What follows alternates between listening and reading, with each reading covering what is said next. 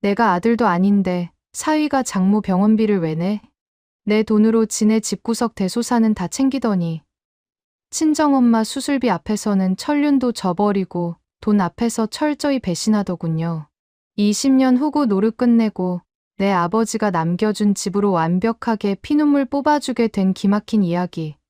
지금 바로 들려드릴게요. 오늘의 사연 시작합니다. 구독과 좋아요 한번 눌러주세요. 오늘도 여러분 행복을 기원드리겠습니다. 저는 그 인간이 소파에 늘어져서 내뱉던 그 대사와 표정을 지금도 잊지 못해요. 거기서 쓰는 건 좀 그렇지. 내가 뭐 아들도 아니고 형님이 장남인데 알아서 하겠지, 뭐. 소파에 엉덩이 딱 붙이고 누워서 핸드폰 화면에서 눈 한 번 안 떼고 아무렇지도 않게 내뱉던 그 말이요. 목소리 톤이 높아지거나 짜증을 낸 것도 아니었어요. TV 채널도 안 바꿨고요. 그냥 오늘 저녁 메뉴 고르듯 남의 집 강아지 다친 얘기하듯 너무나도 무심하게 툭 던지고 끝이었죠. 그 말을 듣는 순간 보통 같으면 피가 거꾸로 솟아야 정상인데 이상하게 머릿속이 찬물 끼얹은 것처럼 싹 맑아지는 느낌이 들더라고요. 아, 내가 20년 동안 같이 산 이 사람의 밑바닥이 진짜 본 모습이 딱 이거였구나 하고 그제야 시야가 선명해지는 기분이었어요. 그날은 된장찌개 끓여놓고 저녁 준비를 막 끝낸 아주 평범한 날이었어요. 싱크대에서 고무장갑 벗고 손을 닦고 있는데 오빠한테서 다급하게 전화가 왔죠. 야, 너 지금 빨리 병원 응급실로 와. 엄마 화장실에서 넘어지셨어. 119 타고 지금 태산대병원으로 가고 있으니까 넌 거기로 바로 와. 그 소리에 앞치마를 풀 겨를도 없이 지갑만 챙겨서 미친 듯이 뛰쳐나갔어요. 택시 안에서 어떻게 시간이 갔는지도 모르겠어요. 응급실 자동문을 확 밀고 들어가는데 그 특유의 알코올 냄새랑 사방에서 들리는 삐, 삐, 기계음 소리에 심장이 바닥까지 덜컥 내려앉더라고요. 커튼이 쳐진 병상들을 미친 듯이 헤치고 뛰어다니다가 구석자리에서 잔뜩 굳은 얼굴로 서 있는 오빠를 발견했어요. 오빠, 엄마는? 어떻게 된 거야, 도대체? 왔냐? 방금 진통제 맞으셨어. 오빠가 비켜선 자리 뒤로 침대에 누워 계신 친정어머니가 보였어요. 아이고, 그 얼굴이 종이장처럼 하얗게 질려서 파리하시더라고요. 제가 덜덜 떨리는 손으로 엄마 손을 꽉 잡자 감겨있던 엄마 눈이 스르르 떠졌어요. 엄마 나왔어. 괜찮아? 얼마나 아파? 어디가 아픈 거야? 아이고, 우리 딸 왔어? 저녁 밥할 시간인데 못하러 얘까지 숨 넘어가게 뛰어왔어.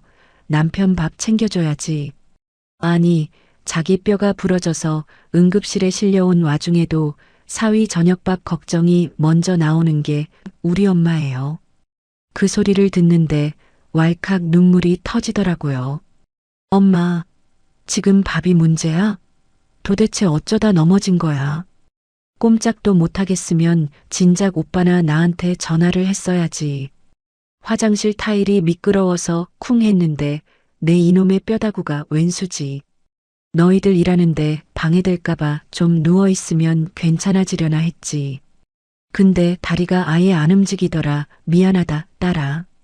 나중에 오빠한테 들어보니 혼자 어떻게든 일어나 보려고 그 찬 타일 바닥에서 1시간 넘게 끙끙대며 버티셨대요. 그러다 도저히 안 돼서 결국 119를 부르셨다는데 혼자 그 냉골 같은 바닥에서 얼마나 무섭고 아프셨을까.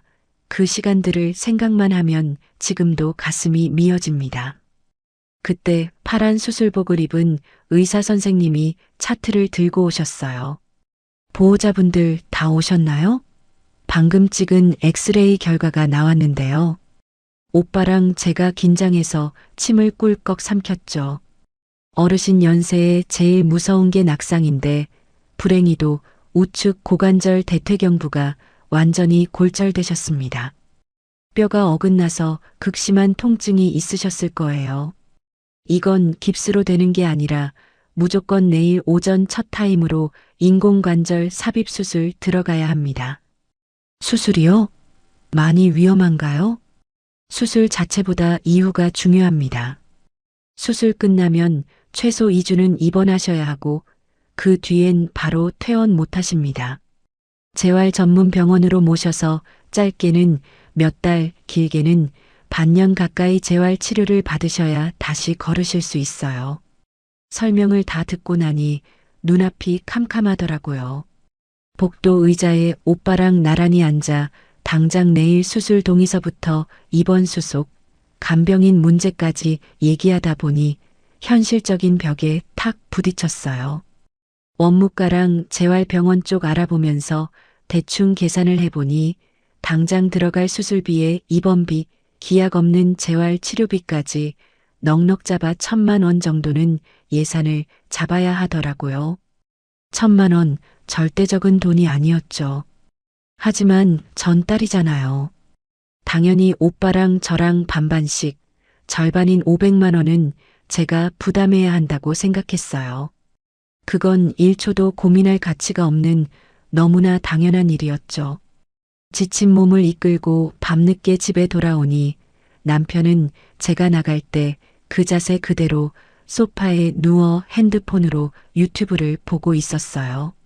장모가 앰뷸런스 타고 응급실에 갔다 왔는데 장모님은 좀 어떠시냐, 많이 다치셨냐 묻는 말 한마디가 없더라고요.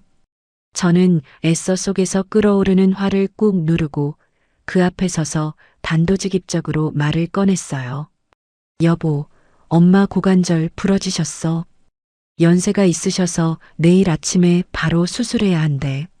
재활까지 하면 1,000만 원 정도 든다는데 우리 경조사 공동통장에 지금 1,000만 원 정도 있는데 거기서 500만 쓰면 안 될까? 오빠가 절반 정도 내면 되니까. 그랬더니 남편이 핸드폰에서 시선을 1mm도 떼지 않고 손가락으로 화면을 쓱 넘기면서 짧게 내뱉더라고요. 거기서 쓰는 건 좀 그렇지. 내가 뭐 아들도 아니고 형님이 장남인데 알아서 하겠지, 뭐. 그 순간 머릿속에서 이성의 끈이 툭 끊어지는 기분이었어요. 저는 참지 못하고 소리를 확 질렀습니다. 그냥 알아서 해는 아니지. 거기서 장남, 아들이 왜 나와? 그 통장, 양가 집안에 무슨 일 생기면 아쉬운 소리 하지 말고 쓰자고 우리가 같이 모은 돈이잖아. 제가 목소리를 높이자 남편이 그제야 미간을 팍 구기며 핸드폰을 내리고 저를 쳐다보더라고요. 왜 언성은 높이고 난리야? 내 말이 틀려? 어차피 나중에 장모님 재산은 장남인 형님이 다 물려받을 텐데 수술비는 당연히 형님이 내야지. 왜 M1 우리 통장에서 500이나 빼냐고. 난 그 돈 빼는 거 동의 못하니까 형님한테 알아서 하라 그래. 그러고는 귀찮다는 듯이 소파에 휙 돌아 누워버리는 겁니다. 저는 입술을 꽉 다물었어요. 어이가 없어서 더 이상 말이 안 나오더라고요. 머리끝까지 화가 치밀어 오르긴 했는데 이기적인 저 얼굴을 마주하고 있으려니 분노보다 더 싸늘하고 차가운 무언가가 가슴 밑바닥에서부터 스멀스멀 기어 올라오는 기분이었거든요. 이 인간도 뻔히 알 텐데요. 그 경조사 통장 돈이 어떻게 모인 건지. 빠듯한 생활비 쪼개고 쪼개서 매달 40만 원씩 이 악물고 따로 떼어 모은 돈이죠. 지가 벌어온 돈으로만 굴러가는 줄 알겠지만 그 생활비 안에는 우리 친정아버지가 돌아가시면서 제 앞으로 남겨주신 조그만 오피스텔에서 나오는 월세 수입이 다달이 꼬박꼬박 들어가 있었어요. 제 월세 보태서 생활비 빵꾸 메꾸고 거기서 안 먹고 안 입고 모은 돈이니 따지고 보면 제 돈이 훨씬 더 많이 들어간 통장이라고요. 게다가 그 돈, 그동안 어디다 썼습니까? 재작년 시어머니 칠순 때 동네방네 친척들 다 불러 모아 호텔 뷔페 쏘면서 시원하게 긁은 400만 원도 거기서 나갔고 신우이 아이 산후조리원의 돌잔치 축의금, 툭하면 생기는 시댁 친척들 상갓집 부의금, 명절마다 시댁 식구들에게 쥐어준 용돈까지 전부 그 통장에서 썼어요. 그때마다 남편이 가족인데 이런 데 쓰려고 돈 모은 거 아니냐고 떵떵거렸고, 저는 가족이니까 돕는 거지 하고 한 번도 불평한 적 없었죠. 그런데 막상 우리 친정어머니가 차가운 타일 바닥에서 뼈가 부러져 수술대를 앞두고 있는데 그 돈은 단돈 100만 원도 못 쓰겠다는 거예요. 자기는 재산 물려받을 아들이 아니고 사위니까요. 벽창호 같은 저 등짝에 대고 더 이상 입 아프게 떠들어봤자 내 입만 더러워진다는 걸 깨달았어요.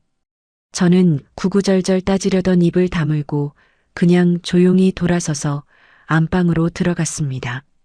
문을 걸어 잠그고 침대 가장자리에 힘없이 걸터 앉아서 오빠한테 전화를 걸었어요. 돈 이야기를 어떻게 꺼내야 할지 막막했는데 막상 통화 연결음이 끊기고 오빠의 피곤한 목소리가 들리니까 꾹 참고 있던 눈물이 터지면서 그냥 사실대로 털어놓게 되더라고요. 오빠 미안해. 나 사실 우리 경조사 통장에서 500 마련하려고 했는데 남편이 동의를 안 해주네. 오빠, 내가 내일 아침에 은행 가서 마이너스 통장이라도 알아볼 테니까 하루만 기다려줘. 전화기 너머로 잠깐 무거운 침묵이 흘렀어요. 오빠가 거친 숨을 내쉬며 뭔가를 꾹 참는 것 같더니 짧고 단호하게 끊어 말했어요. 됐어. 네가 어딜 가서 무슨 돈을 알아봐. 오빠가 다 마련해 볼 테니 걱정하지 마. 남편한테 아쉬운 소리 더는 하지 말고 넌 엄마 간호나 신경 써. 끊자. 뚝. 전화가 끊겼어요. 저는 한동안 뜨거워진 핸드폰을 두 손으로 꽉 쥔 채 어두운 방 안에 가만히 앉아 있었어요. 결국 오빠가 이리저리 무리해서 그 큰 돈 1,000만 원을 혼자 다 냈습니다. 저한테는 더 이상 돈은 신경 쓰지 말라는 말 한마디만 남기고요. 그날 밤은 단 1분도 잠들지 못했습니다. 내 옆에서 태평하게 코를 골며 떡실신한 남편의 뒤통수를 어둠 속에서 한참 동안 노려봤어요. 저 사람 눈에 우리 친정어머니는 그저 유산 줄 것도 없는 처갓집 늙은이일 뿐 자기 어머니랑은 철저하게 다른 사람이었구나. 내 아빠가 남긴 집에서 나온 돈으로 지네 집구석 잔치엔 펑펑 쓰면서 내 엄마 목숨값은 한 푼도 아까웠구나. 그 생각을 하다 보니 피가 식는 것처럼 차가워져서 도저히 잠이 안 오더라고요. 새벽 3시쯤이었을까요? 한참을 뒤척이다가 무언가에 홀린 듯 핸드폰을 집어들었는데 제 손이 저절로 은행 앱을 열어 공동통장 내역으로 들어가고 있었어요. 최근 지출 내역부터 맨 밑까지 위에서 아래로 천천히, 아주 천천히 화면을 훑어내렸습니다. 시어머니 칠순 호텔 뷔페 400만 원, 신우이 조리원 및 돌 축의금 150만 원, 시댁상가 부의금 30만 원, 시댁설 용돈 50만 원. 화면을 내리고 내려도 죄다 시댁 쪽으로 빠져나간 내역들 뿐이었어요. 친정아버지가 남겨주신 내 오피스텔 월세가 매달 꼬박꼬박 섞여 들어간 그 피 같은 통장에서요. 저는 찰칵 소리도 죽이지 않고 그 모든 내역 화면을 하나하나 모조리 캡처해서 사진첩에 저장했습니다. 왜 그랬냐고요? 글쎄요, 저도 제 행동을 정확히 설명할 순 없었어요. 그냥 이 기막히고 더러운 내역들을 어떻게든 내 손에 쥐고 남겨둬야 할 것 같았어요. 무슨 거창한 복수 계획이 있었던 것도 아니지만 본능적으로 지금 이 순간을 기록해야 살 수 있을 것 같았거든요. 그리고 딱 2달 뒤였습니다. 그 캡처본들이 얼마나 소름 돋는 타이밍에 쓰이게 될지 그때는 저도 몰랐습니다. 정확히 2달 뒤 그날 새벽이었어요. 징징징 마이너스 머리맡 협탁 위에 올려둔 남편 핸드폰이 요란하게 진동하기 시작했어요. 깜짝 놀라 눈을 떠보니 새벽 2시가 조금 넘은 시간이더라고요. 이 야밤에 웬 전화인가 싶어 부스스 일어나는데 이불 속에서 전화를 받던 남편이 침대에서 벌떡 일어나는 게 느껴졌어요. 뭐? 엄마가 왜? 지금 어디 병원인데? 어둠 속에서 핸드폰 불빛에 허옇게 비친 남편 얼굴을 봤는데 핏기가 하나도 없이 하얗게 질려 있더라고요. 시어머니가 화장실에서 쓰러지셨는데 119 타고 병원에 가보니 뇌출혈이라는 거였어요. 저요? 솔직히 제 속마음 다 까놓고 말할게요. 2달 전 우리 친정엄마 고관절 부러져서 수술대 올라갈 때 그 사람이 소파에 늘어져서 무심하게 내뱉었던 그 모진 말들. 제 뼛속에 아직 서리처럼 허옇게 맺혀 있었어요. 원망스러운 마음이 단 일도 없었다고 하면 그건 거짓말이겠죠. 하지만 사람이 생사를 오가는 마당이잖아요. 아무리 남편이 야속해도 쓰러진 분을 모른 척할 만큼 저는 모진 사람은 아니었어요. 그 마지막 선을 넘고 싶진 않아서 군말 없이 옷을 주워 입고 말없이 남편과 같이 병원으로 달려갔습니다. 중환자실 앞 차가운 복도 의자에서 꼬박 밤을 새웠어요. 남편은 굳게 닫힌 중환자실 유리문 너머를 넋나간 사람처럼 한참 바라보더니 결국 다리에 힘이 풀렸는지 복도 바닥에 털썩 주저앉아 머리를 감싸쥐더라고요. 저는 그 옆에서 휴게실 자판기 커피나 하나 뽑아다 손에 쥐어주는 것 말고는 딱히 해줄 게 없었어요. 피 말리는 수술은 새벽 내내 이어졌고 아침 해가 환하게 떠서야 지친 기색의 의사 선생님이 나오셨어요. 일단 고비는 넘겼고 수술은 잘 끝났습니다. 그런데 뇌출혈은 수술 후 재활이 진짜 싸움입니다. 어르신 연세도 있으셔서 회복 경과를 지켜봐야겠지만 마비나 후유증이 남지 않으려면 재활 전문 병원에서 꽤 길게 지내셔야 할 겁니다. 의사 선생님은 딱 거기까지 의학적인 설명만 담백하게 하고 가셨어요. 그런데 문제는 그 길게 봐야 하는 재활이었죠. 원무과 쪽에 내려가서 비용 상담을 하고 올라온 남편의 얼굴은 완전 잿빛이 되어 있었어요. 당장 들어갈 수술비에 중환자실 입원비, 앞으로 24시간 붙여야 할 간병인 비용에 전문 재활치료비까지 대충 계산기만 두드려봐도 수천만 원 단위로 목돈이 깨지는 건 불 보듯 뻔한 일이었거든요. 잠시 뒤 남편이 복도 한쪽 구석으로 가서 누군가에게 다급하게 전화하는 소리가 들려왔어요. 저는 빈 종이컵만 만지작거리며 의자에 앉아 있었는데 새벽 병원 복도가 조용해서 그런지 그 통화 내용이 제 귓가에 고스란히 맴돌더라고요. 김 사장. 나야. 우리 엄마가 쓰러지셨어. 뇌출혈이래. 당장 병원비로 목돈이 좀 크게 필요하게 생겼는데 4명의로 된 아파트는 지난번 사업 자금 땡길 때 이미 담보대출이 꽉 차 있어서 여력이 안 돼. 미치겠다, 진짜. 당장 어떻게 해야 할지 모르겠다. 저는 그 통화 소리를 듣는 순간 등골을 타고 아주 싸늘한 기운이 쓱 스치고 지나가는 기분이 들었어요. 아직 저한테는 돈에 대해 입번긋도 안 한 사람이 지인한테 저렇게 떠벌리면서 이미 머릿속으로는 답을 다 정해놓고 있는 것 같았거든요. 그리고 그 답이 뭔지 저도 단번에 알 것 같았어요. 그리고 그 불길한 예감은 다음날 아침 보란듯이 적중했습니다. 병원에서 교대하고 잠시 씻으러 집에 들어왔는데 남편이 식탁에 앉아 핸드폰 계산기 앱을 심각하게 두드리고 있더라고요. 저는 아무 내색 안 하고 조용히 맞은편에 가서 앉았죠. 대충 얼마나 필요하대? 제가 건조하게 묻자 남편이 계산기 화면을 제 쪽으로 쓱 돌려 보였어요. 일단 당장 수술비랑 첫 달 병원비 정산하고 간병인 붙이고 재활 초기 세팅하려면 최소 3천은 손에 쥐고 있어야 할 것 같아.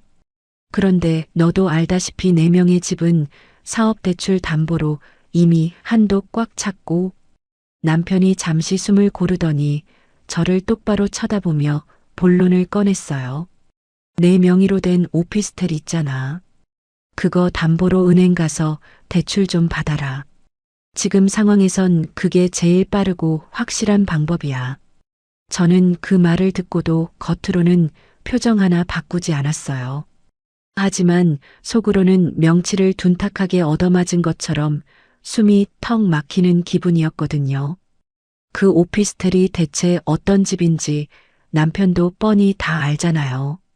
제가 시집 올 때 우리 친정아버지가 평생 입을 거 안 입고 드실 거 안 드시며 모은 돈으로 귀한 딸내미 혹시라도 시댁에서 돈 없다고 기죽을까봐 비상금처럼 쥐어주신 눈물 같은 집이에요.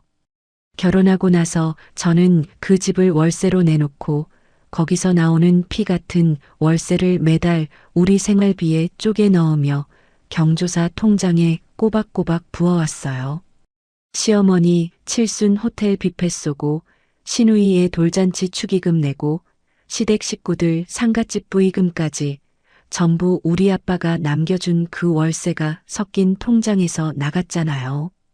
불과 2달 전에 내 친정엄마 고관절 부러져 수술할 때 그 통장에서 500만 원 빼서 쓰는 것도 아깝다며 내가 장남이냐고 철벽을 쳤던 사람이 이제 와서 자기 엄마 아프니까 당연하다는 듯이 우리 친정아버지가 남겨주신 집을 저당 잡히라는 거예요.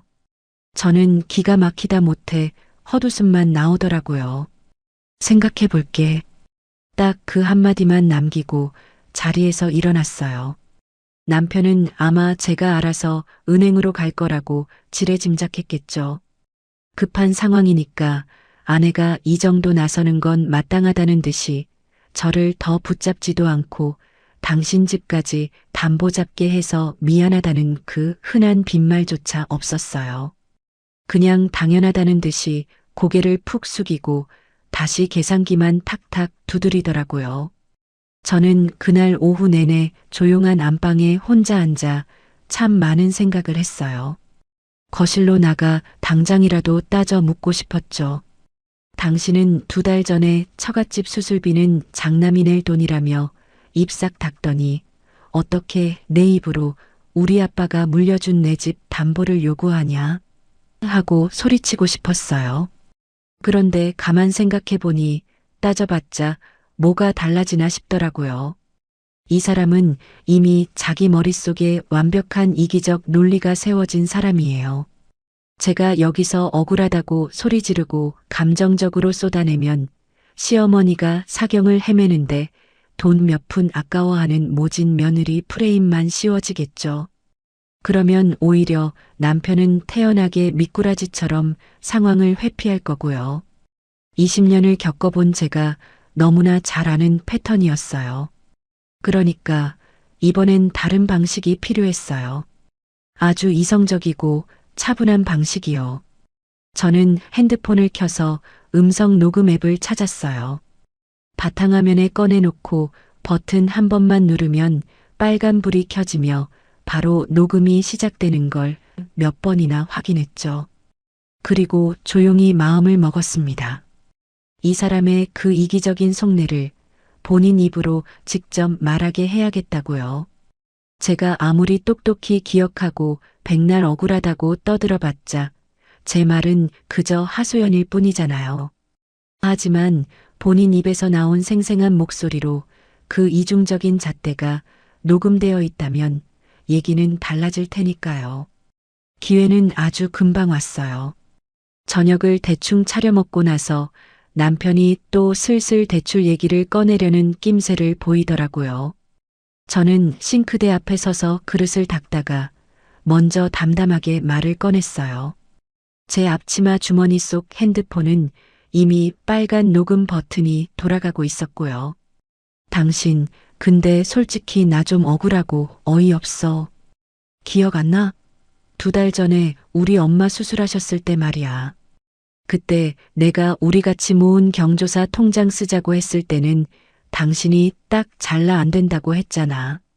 그건 절대로 안 되고 이번에 우리 아빠가 남겨준 내 오피스텔 담보 대출 받는 건 왜 되는 거야? 제 말에 남편이 피식, 진짜로 제가 이해가 안 간다는 듯이 어이없다는 표정을 짓더라고요. 야, 그거랑 이거랑 상황이 같냐? 그건 다르지. 뭐가 다른데? 그때는 장모님이었고, 내가 장모님 친아들도 아닌데, 사위인 내가 장모 병원비를 내 통장에서 왜 내? 나중에 재산 다 물려받을 장남 형님이 알아서 할 일이었지. 근데 이건 우리 엄마잖아. 내 핏줄. 내 엄마가 중내 산의 사경을 헤매는데 당연히 대출을 받든 집을 팔든 어떻게든 구해야지. 부부 사이에 내 거가 어딨어? 단 1초의 멈칫거림도 없이 너무나 술술 튀어나온 대답이었어요. 20년을 같이 산 사람 앞에서 일말의 부끄러움이나 거리낌조차 없이요. 저는 천천히, 아주 천천히 고개를 끄덕였어요. 아, 그렇구나. 장모는 남이고 당신 엄마는 핏줄이니까 내 집 담보 잡는 건 부부로서 당연하다 알겠어. 말꼬리 잡지 말고 내일 아침 일찍 은행이나 가봐. 남편의 짜증 섞인 목소리를 뒤로하고 저는 싱크대 쪽으로 돌아섰어요. 남편 들으라는 듯 물을 3개 틀어놓고 주머니 속으로 조심스럽게 손을 넣어 핸드폰의 녹음 종료 버튼을 눌렀어요. 저장되었습니다. 핸드폰 화면에 뜬 그 글자를 확인하는 순간 흐르는 물소리 너머로 남편이 아무 일도 없었다는 듯 태평하게 TV 채널을 돌리는 소리가 들렸어요. 됐다. 제 머릿속엔 딱 그 한 생각만 맴돌았어요. 쫓아가서 따지고 싶은 마음도 억울해서 바닥에 주저앉아 울고 싶은 마음도 그 순간만큼은 다 증발해버렸어요.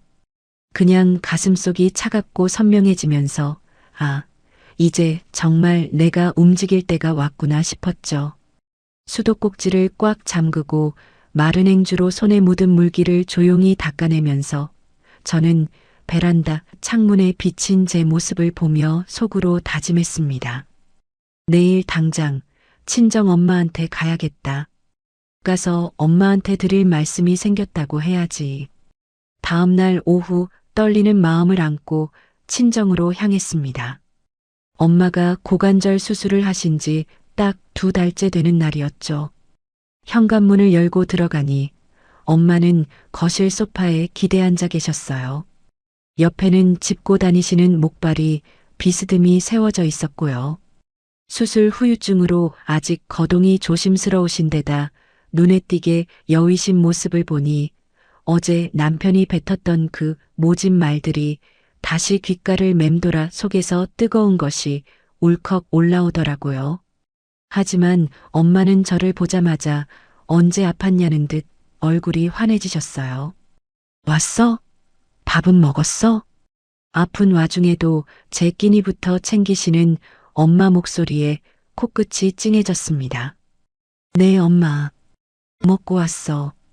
저는 애써 밝게 대답하며 주방으로 가 포트에 물을 올렸어요. 보글보글 물 끓는 소리를 들으며 한숨을 크게 쉬었죠. 도대체 이 기막힌 상황을 어디서부터 어떻게 꺼내야 할지 막막했거든요. 따뜻한 차 2잔을 타서 들고 나와 엄마 맞은편에 앉았습니다. 돌려 말할 재주도 없고 그냥 있는 그대로 순서대로 말씀드리기로 마음먹었어요. 엄마, 시어머니가 새벽에 뇌출혈로 쓰러지셨어. 찻잔을 받으시던 엄마가 깜짝 놀라며 저를 보셨어요. 어머, 어쩌면 좋니? 수술은 무사히 끝났어? 많이 안 좋으신 거야?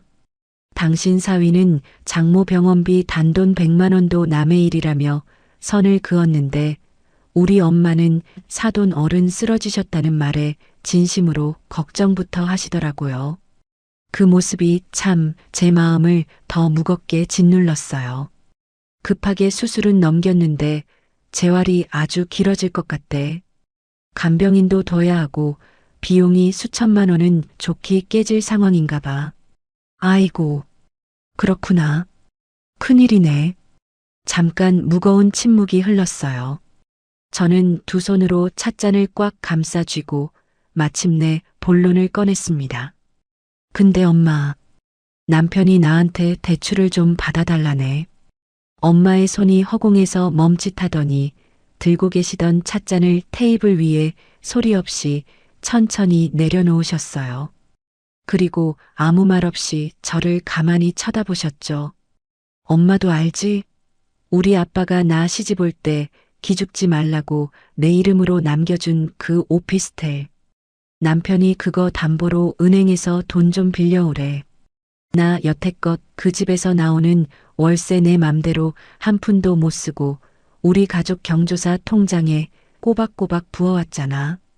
불과 2달 전에 엄마 다쳐서 수술할 때 내가 그 통장에서 500만 원만 쓰자고 하니까 아들 아니라고 철벽을 쳤던 사람이 이제 와서 자기 엄마 아프니까 떡하니 우리 아빠가 남겨준 내 집을 저당 잡히라는 거야.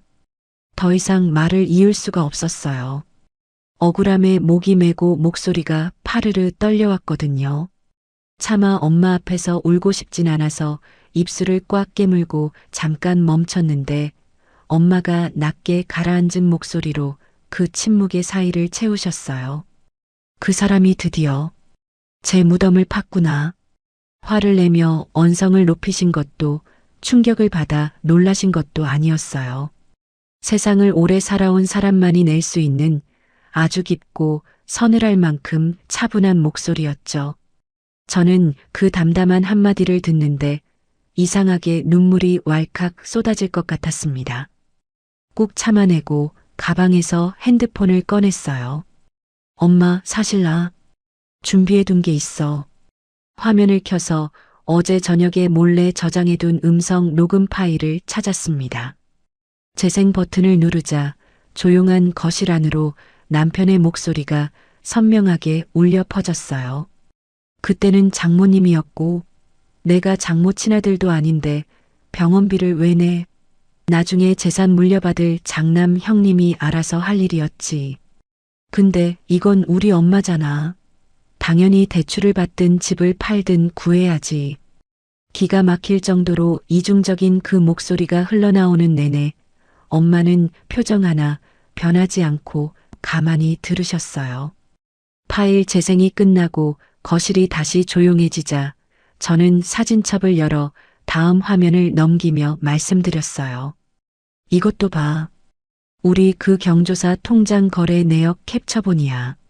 시어머니 칠순 호텔 행사비, 시누이의 돌잔치 축의금, 시댁 식구들 상갓집 부의금.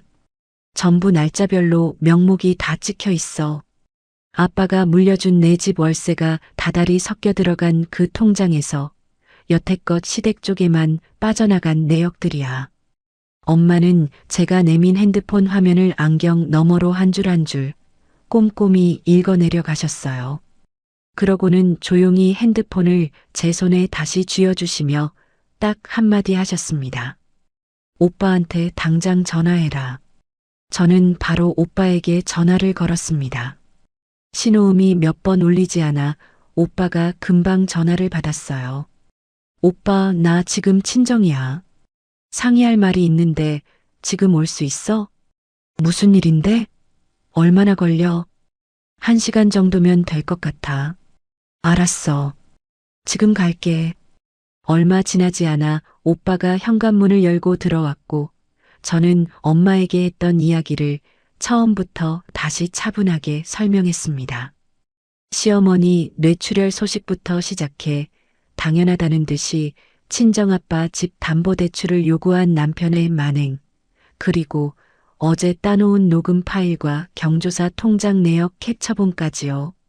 오빠는 중간에 말 한마디 끊지 않고 무거운 표정으로 다 듣더니 제 핸드폰을 건네받아 녹음 파일을 처음부터 끝까지 다시 들었습니다. 그리고 통장 내역 사진들도 위에서 아래로 천천히 훑어보더라고요. 한참의 침묵 끝에 오빠가 핸드폰을 테이블 위에 탁 내려놓으며 짧게 물었습니다. 이게 다야? 응. 내가 하루 동안 모아둔 건 이게 전부야. 오빠가 팔짱을 굳게 낀 채 허공을 보며 잠깐 생각에 잠기더니 입을 열었어요. 내 지인 중에 가사 전문 변호사가 있어. 이런 쪽 아주 전문이야. 내일 바로 만나보자. 변호사라는 세 글자가 나오자 저는 덜컥 겁이 나면서 잠시 망설여졌어요. 속상하고 화나는 건 맞지만 정말 일이 그렇게까지 커지고 법정 싸움으로 번지는 건가 싶었거든요. 제 흔들리는 눈빛을 읽었는지 오빠가 낮고 단호하게 말을 덧붙였어요. 너 보고 당장 싸우자는 게 아니야. 소장부터 날리자는 뜻도 아니고 내 명의로 된 저 오피스텔이 법적으로 어떤 위치에 있는지 네가 모아둔 저 내역들이 어떻게 작용하는지 법적으로 확실하게 정리를 해두자는 뜻이야. 네가 정확히 알고 있어야 그 자식의 억지 논리에 휘둘리거나 흔들리지 않을 거 아니냐. 가슴에 콱 박히는 오빠의 말이 100번 1000번 맞았습니다. 저는 굳게 다물었던 입술을 떼고 고개를 끄덕였어요. 오빠가 변호사 약속을 잡겠다며 돌아가고 나서 거실에는 다시 엄마와 저 단둘만 남았습니다. 어느새 창밖로는 해가 뉘엿뉘엿 넘어가며 어둑어둑해지고 있었어요. 엄마가 곁에 둔 목발을 짚고 천천히 몸을 일으키시더니 힘겨운 걸음으로 주방 쪽을 향해 가시며 등을 보인 채 말씀하셨어요. 그래도 밥은 먹어야지. 저녁 먹고 가라. 아니야, 엄마. 괜찮아. 들어가서 쉴게. 그래. 그럼 조심히 가고. 현관으로 나와 구두를 신는데 뒤따라 나오신 엄마가 거친 손으로 제 손을 한번 꾹 감싸주셨어요. 그 흔한 위로나 한탄 한마디 없으셨지만 아무 말씀 없이 맞잡은 그 손의 묵직한 온기가 참 오랫동안 꽁꽁 언 제 마음을 녹여주었습니다. 그 온기가 한동안 손끝에서 가시질 않았어요. 집으로 돌아오는 버스 안에서 저는 핸드폰을 꺼내 남편에게 문자를 보냈습니다. 차분하고 최대한 평소처럼 보이도록 문장을 다듬었죠. 여보, 대출받기 전에 우리 친정 식구들이랑 다 같이 식사하면서 자리 한번 만들어요. 오빠가 개인 사업 오래 해서 은행 대출이나 서류 절차 같은 거 잘 알잖아요. 이번 주 토요일 어때요? 전송 버튼을 누르고 창밖을 보는데 금방 답장이 띠링 울렸습니다. 그래. 알았어. 네가 날 잡아. 평소 같으면 처가 식구들 모이는 자리는 어떻게든 핑계를 대고 피하던 사람이 자기 발등에 불이 떨어지니 이렇게 순순히 미끼를 무네요. 저는 핸드폰 화면을 탁 끄고 가방 깊숙이 찔러 넣으면서 속으로 가만히 생각했어요. 그래, 이건 복수가 아니야. 내가 부모한테 받은 재산, 생활비 아껴가며 헌신했던 내 시간. 그저 내 몫을 정확하게 돌려받으려는 것뿐이야. 철저하게 당신네 논리, 당신네 식대로 말이지. 토요일 약속 날까지 며칠의 시간이 있었어요. 그 며칠이 저한테는 팽팽한 활시위처럼 길고 긴장되는 시간이었는데 남편한테는 아무렇지도 않은 오히려 한시름 덜고 희망찬 날들이었던 것 같아요. 자기 발등에 떨어진 불을 제가 제 발로 뛰어가 꺼주기로 했다고 철석같이 믿고 있었으니까요. 아침에 일어나 밥상에 앉을 때마다 빼놓지 않고 꼭 한마디씩 묻더군요. 당신 은행은 좀 알아봤어? 알아보고 있어. 대출 서류 뭐뭐 필요한지는 확실히 확인했어? 금리는 좀 어때? 응, 꼼꼼하게 다 확인하고 있어. 저는 매번 감정을 쏙 뺀 목소리로 딱 저렇게만 대답했어요. 살을 더 붙이지도 않고 덜하지도 않고요. 남편은 제가 군말 없이 착착 대출을 진행하고 있다고 믿어 의심치 않았겠죠. 식탁에서 찌개를 떠먹는 수저질이 한결 가벼워 보였고 미간에 잔뜩 껴있던 주름도 펴져서 표정이 아주 편안해 보였으니까요. 어느 날 저녁이었어요. 주방에서 저녁 설거지를 하고 있는데 거실 소파에 누운 남편이 누군가와 통화하는 소리가 들려왔어요. 김 사장. 그래, 요즘은 좀 살 것 같아. 우리 와이프가 잘 도와주기로 해서 다행히 급한 불은 껐어. 일단 병원비부터 싹 해결이 돼야 나도 정신 차리고 나머지 상황도 정리가 될 것 같아서. 저는 수세미에 거품을 내다 말고 틀어놓은 수돗물 소리 사이로 그 말을 들으며 하마터면 실소를 터뜨릴 뻔했어요. 도와준다고요. 불과 2달 전에 자기 장모가 뼈가 부러져 수술대에 올랐을 때 우리 같이 모은 통장에서 500만 원 빼는 것조차 안 된다며 제 오빠한테 온전히 짐을 떠안겼던 사람이 이제는 친정아버지가 남겨준 제 명의 집 담보를 대놓고 요구해놓고 그걸 아내가 자기를 도와주는 것이라고 포장하고 있었어요. 타인의 희생을 참으로 가볍고 당연하게 여기는 사람. 저는 이런 사람과 20년 동안 한 이불을 덮고 살아왔던 거였어요. 수돗물을 잠그고 마른 행주로 손을 닦아내며 저는 조용히 오빠한테 문자를 보냈어요. 오빠, 토요일 준비 다 됐어? 답장은 금방 돌아왔습니다. 다 됐어. 변호사 대동해서 본가로 갈 거다. 저는 핸드폰을 주머니에 찔러 넣고 거실로 나갔어요. 남편은 여유로운 자세로 소파에 기대어 예능 프로그램을 보고 있었죠. 저는 그 옆에 적당히 거리를 두고 앉으면서 무심하게 말을 던졌어요. 여보, 이번 주 토요일 우리 친정으로 가. 처가로? 서류 주러 형님이 우리 집으로 오는 거 아니었어? 남편이 놀란 듯 눈을 둥그렇게 뜨며 물었어요. 저는 아주 당연하다는 듯이 차분하게 대꾸했습니다.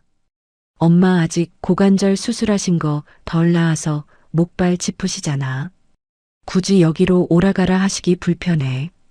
그리고 당신 어머니 병원비 하겠다고 우리 아빠가 남겨주신 오피스텔 담보 잡는 일인데 당연히 엄마 앞에서도 자초지종 말씀드리고 도장 찍는 게 예의지. 오빠도 서류 챙겨서 거기로 오기로 했어. 명색이 아쉬운 소리를 하고 처가 재산에 손을 대는 입장이니 남편도 제 말에 딱히 반박할 거리가 없었겠죠. 잠깐 미간을 찌푸리며 귀찮은 기색을 보이더니 이내 헛기침을 하며 고개를 끄덕이더라고요. 어휴 그래. 어른들 모르게 우리끼리 몰래 할 일은 아니지. 알았어. 토요일에 장모님 뵈러 가자.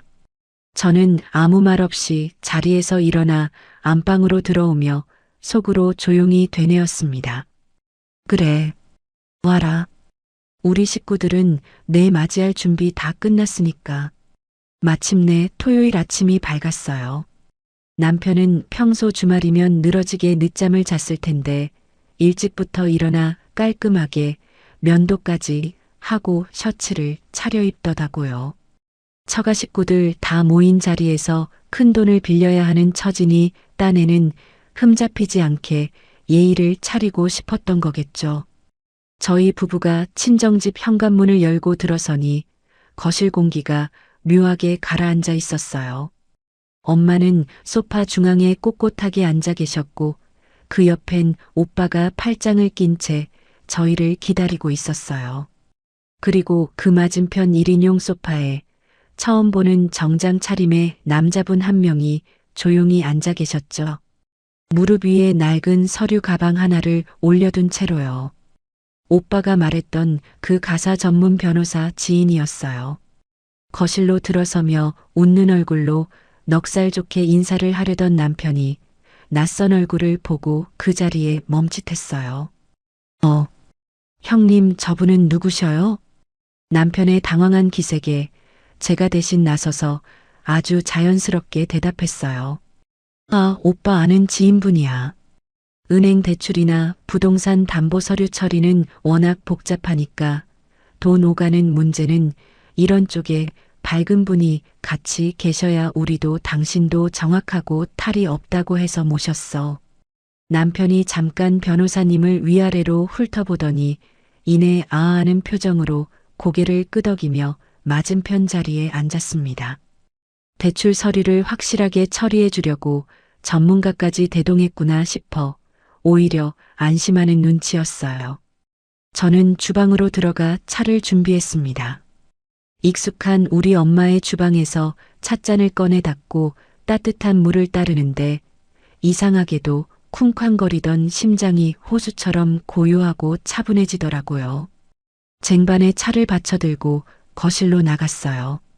한 분 한 분 앞에 조심스레 찻잔을 놓아드리는데 남편이 그새를 못 참고 먼저 엄마한테 가증스러운 인사를 건네고 있었어요.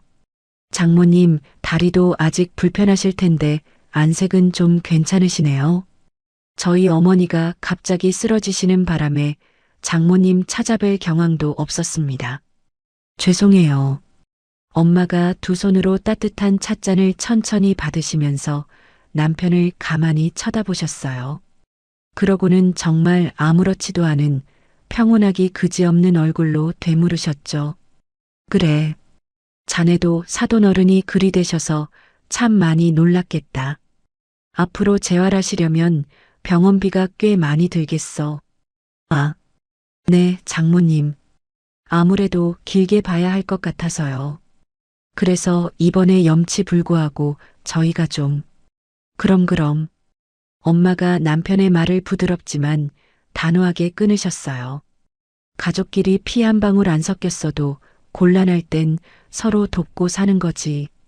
그게 가족이고 그게 사람 사는 이치야. 안 그런가? 남편이 안도한 얼굴로 고개를 연신 끄덕이며 멋쩍게 웃었어요. 엄마의 그 뼈 있는 말이 그저 자기를 불쌍히 여겨 제명의 집 대출을 허락해주는 동의의 말인 줄만 알았겠죠.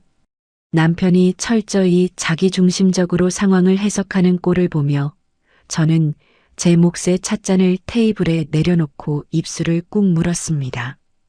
그때 맞은편에 앉아있던 오빠가 말없이 변호사님이 들고 온 서류 가방 위로 손을 얹어 탁 하고 잠금장치를 풀었어요.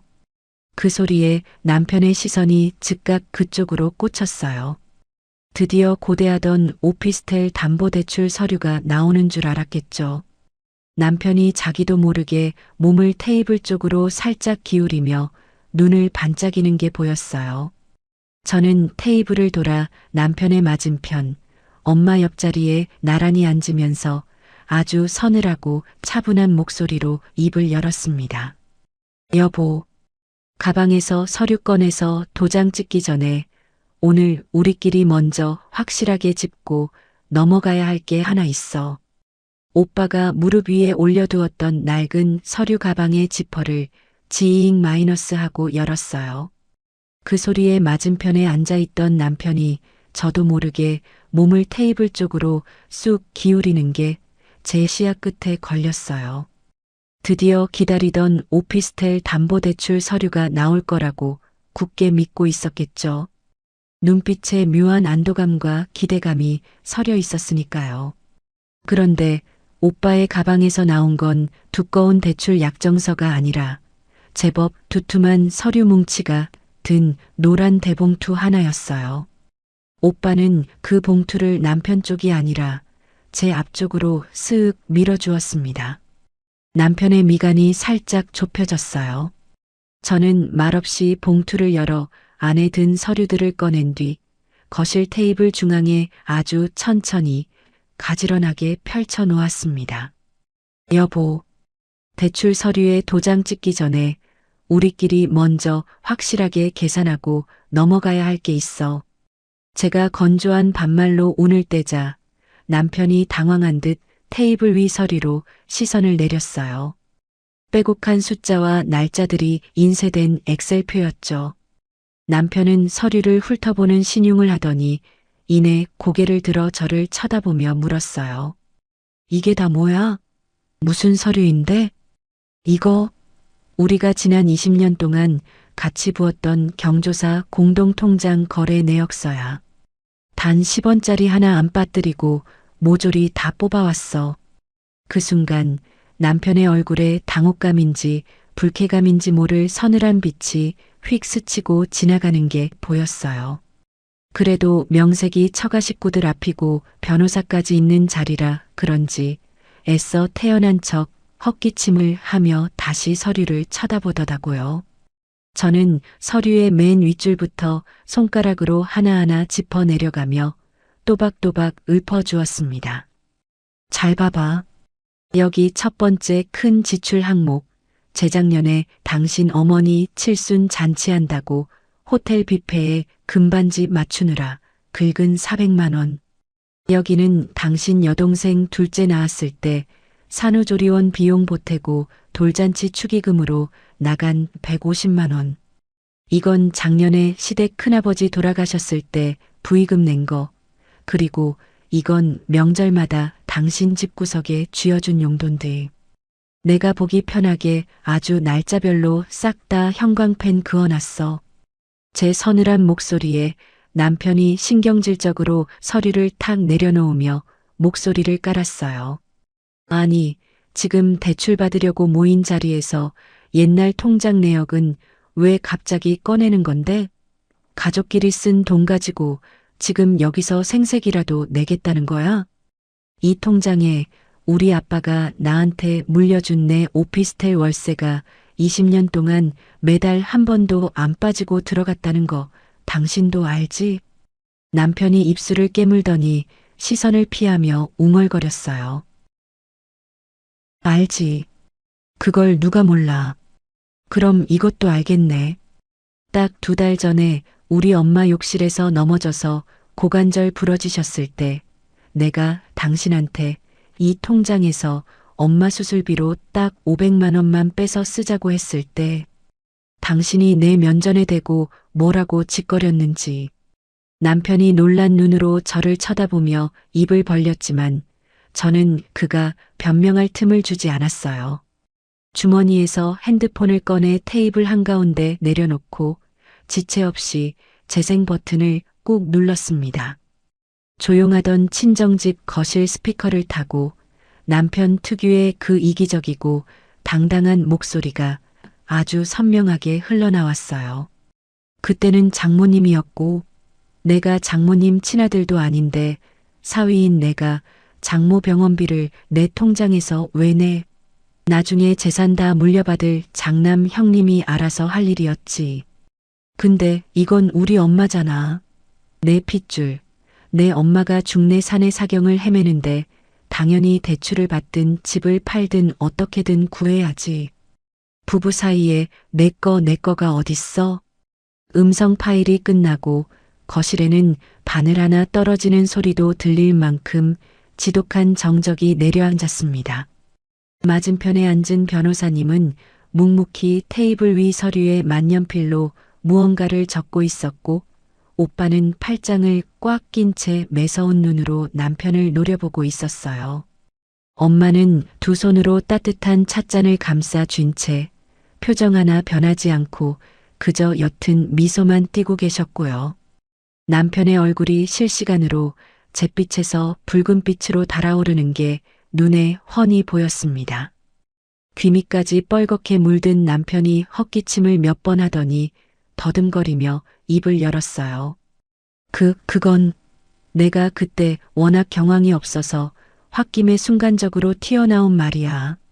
부부끼리 다투다 한 말을 치사하게 뒤에서 녹음까지 해뒀어. 저는 조금도 동요하지 않고 핸드폰을 다시 챙겨 넣으며 아주 차갑게 쏘아붙였습니다. 순간적으로 한 말, 치사해. 당신이 내팽개친 우리 엄마 수술비 1,000만 원, 여기 있는 우리 오빠가 혼자 이리저리 빚내서 다 냈어. 나한테는 당신 같은 인간한테 10원 한 장 아쉬운 소리 하지 말라면서. 그런데 당신은 불과 2달이 지난 지금 처갓집 돈은 10원도 쓰기 아깝다던 그 입으로 당당하게 내 집 담보를 내놓으라고 요구하고 있잖아. 내 아빠가 피땀 흘려 사준 그 집을. 제가 팩트를 꽂아 넣자 남편이 궁지에 몰린 쥐처럼 자세를 고쳐 앉으며 억지 논리를 펼치기 시작했어요.